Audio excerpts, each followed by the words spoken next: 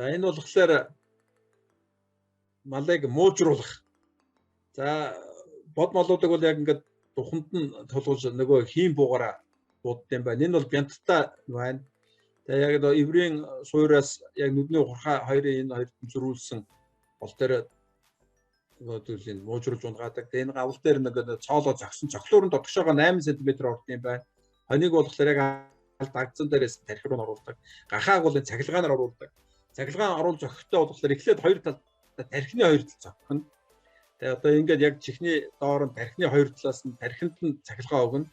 За тэгээд тархинд нь цахилгаан өгж хөлн нөгөөх нь муужруулангуудаа тархи зүрх хоёрын харалтаа ингээд тогтмцуулаад зүрхний булчин агшуулж зогсоогоо зүсний эргэлтийн зогсоож энэ антиг одоо яг ингээд муужруулан тэг газар дээр хүлд юм байна. Тэг ингээд сулраад ирдэг энэ цахилгааны асуудал ингээд гахааг оруулахад нэг арьс нөгөө өвс богинтой учраас норгоод оруулдаг. Норгоод оруулсан гахаа бол их урдан тогтцохулдаг. За тэгээд ингээд хоёр аргаар зөвхөн тархи зүрх хоёрыг булчингийн хаадаг. Нөгөөх нь болохоор яг тархийг хоёр цаас нь шахдаг. Одоо Монголд байсан нөгөө мөнгө сорт хар үнгийг бол ингээд бас цахилгаанаар ингээд зохиолдог байсан. Аманд нь тусанд нь хөргөж бид нар ядалгаа ангийн усны ядалгаа их бас ингээд тогтцохулдаг байсан. Манайд бас энэ аргыг хэрэгжилж байсан.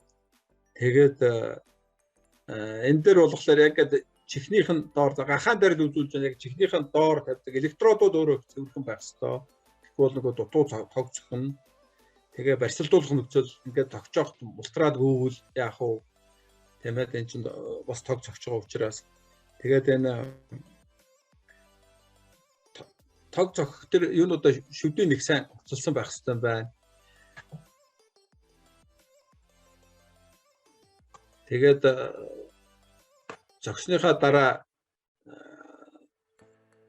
одоо муужраад гараад ирэхэд нь тэгээд нүдийн үзээд энэ өгчүү гэдэг нь баталгаажуулт юм байна. Тэгээд энэ муужруулахын процессыг яадаг гэхээр ерөөсө зохиод муужруулад яг ингээд энэ мал өгчээ гингүүд бүгдээрээ цаашаа ингээд өлгөөд автоматар цаашаага одоо ангилан мах задлах эз дотор руу ингээд шилжүүлдэг юм байна. За тэгээд энэ тогтоо энэ аюулгүй ажиллагаа их учраас энэ дээр бол хөдөлмөр аюулгүй ажиллагааг маш их анхаараарай. Энэ бол их чухал процесс шүү гэж. Тэгээ автомат юм байдаг учраас хурдан явдаг.